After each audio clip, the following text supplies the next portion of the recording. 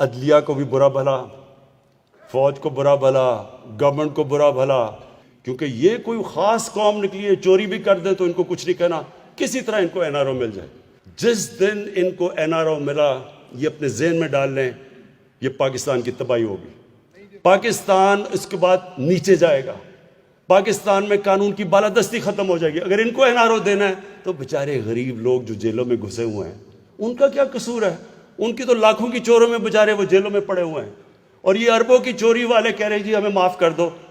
آخر میں ان کو بھی پیغام دینا چاہتا ہوں کہ آپ نے جو مرضی کرنا ہے، جتنے مرضی جلسے کرنے ہیں، جدھر آپ نے قانون توڑا، میں آپ کو آج واضح کر رہا ہوں کہ میں سیدھا آپ جیل میں جائیں گے، اور وہ جیل میں نہیں، اب وی آئی پی جیل میں نہیں جائیں گے، اب جائیں گے جدھر عام بیچارہ غریب آدمی، غریب جدھر مجرم جاتا ہے۔